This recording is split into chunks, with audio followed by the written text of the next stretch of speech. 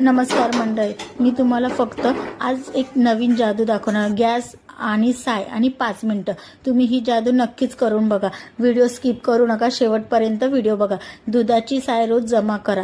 2 ते 3 दिवस ही साय जमा करायची. फ्रीजमध्ये व्यवस्थित हवाबंद डब्यामध्ये करायची आणि ती 2 ते 3 दिवसानंतर फ्रीजमधून बाहेर काढून ती मस्त फेटून घ्यायची, जेणेकरून त्याचं लोणी असं वितळायला लागेल आणि त्याचं लोणी तयार होईल. तुम्ही बघू शकता व्हिडिओत दाखवल्याप्रमाणे मी साय फेटून घेतली आणि त्याचं लोणी तयार करून घेतलेलं. आता आपण एका भांड्यामध्ये ते लोणी काढून घ्यायचं आणि गॅसवरती मंद आचेवरती ह्याला वितळून घ्यायचं, जेणेकरून 5 ते 10 मिनिटात आपलं लोणी हे पूर्णपणे वितळून तयार होईल आणि ह्याचा सुगंध एकदम गावरान तुपात तयार होतं. कुठल्याही केमिकलचा वापर न करता 100% घरचं तूप तयार आहे.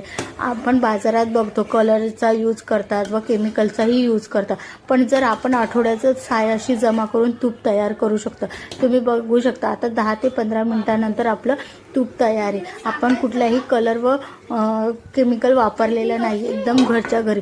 तुम्हाला जर अशा घरच्या रेसिपी बघायच्या असेल तर माझ्या यूट्यूब चॅनलला फॉलो करा, सबस्क्राईबर करा, बेल आयकॉन बटन दाबायला विसरू नका, जेणेकरून तुम्हाला अशा घरगुती रेसिपी बघायला भेटेल. धन्यवाद.